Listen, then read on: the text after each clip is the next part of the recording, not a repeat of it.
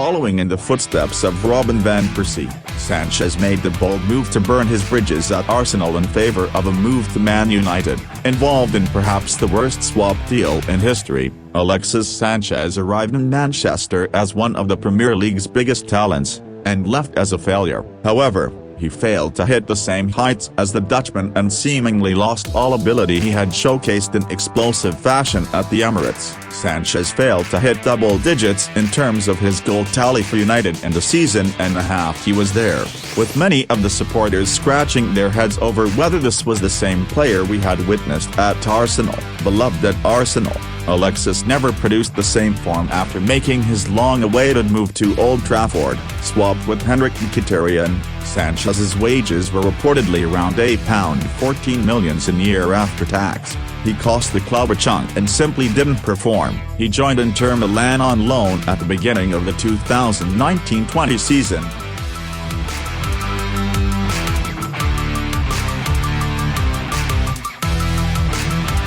Veron was a supremely talented player. He had immense strength with the ball and terrific awareness of it. He was one of those players to seem to be at the right place at the right time and seemed to produce a potent strike at any time and always available to deliver a killer pass. Also with Parma and Lazio, he had won 6 trophies in his previous 3 seasons. He was the perfect modern midfielder. One of the saddest parts about Juan Sebastian Veron's Old Trafford career is that you'd be hard-pressed to find a more talented and complete midfielder to play for the club since Veron arrived for just over £28 million from Lazio in the summer of 2001. Ferguson had wanted to add another option to Paul Scholes and Keane, and he made a rare move for a genuine world-class talent. The Argentine wasn't suited to the pace and physicality of the English game, though, and after just 7 goals in 57 Premier League games, the critics and fans alike tagged him as an expensive flop. He was shipped off to Chelsea for a negation £21.50 million.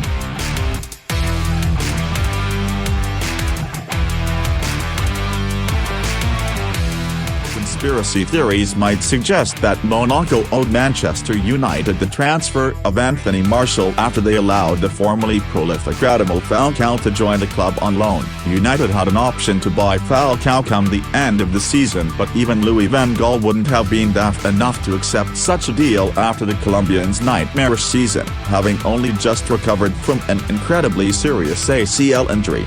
It was understandable that Falcao might be somewhat rusty from his long layoff, but no one could have predicted just how much the this footballer would struggle in the Premier League. A grand total of 4 goals in 29 appearances for Manchester United simply isn't good enough for a player who was earning nearly £300,000 a week. Somewhat bafflingly, pundits and experts declared Van Gaal's decision to drop Falcao to the under-21s in response to his less than impressive performances a disgrace. Would they rather he'd cantered around doing nothing for the first team instead?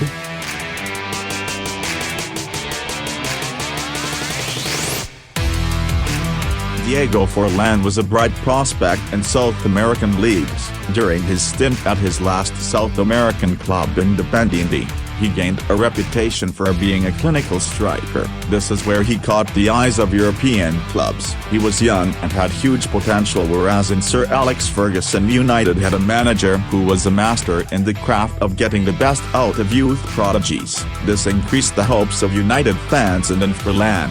They saw someone who would rule their hearts in the game of football for decades to come. Moreover, the way he was signed by United gave all rival fans a scare over his potential. Though, Forlan was highly talented but had never played outside South America and found it difficult to adjust to the pace and physical game played in England. As a result, he struggled. The forward could not score for 13 Premier League games and 5 Champions League games. He scored 17 goals in the 98 games. He was deemed a flop. He started to find his lost form during the end of the second season at United, but it was a case of too little too late for him.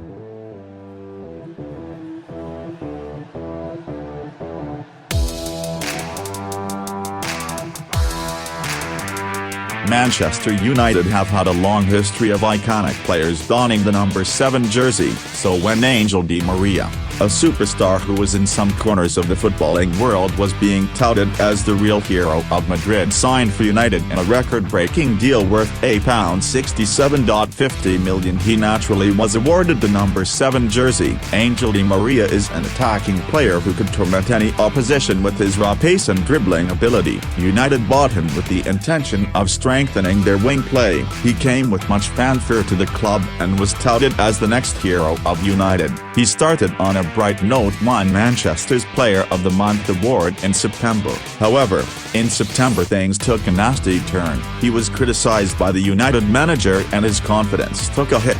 Thereafter his form started to decline drastically. He did not fit into the ideology of Louis van Gaal, who had a more pragmatic approach to the game, whereas Di Maria's game was based on attacking play. Angel Di Maria could only score 4 goals for the club. Angel Di Maria was adjudged the worst signing of the season by many pundits and journalists. He was sold to PSG the next season for £56.70 million.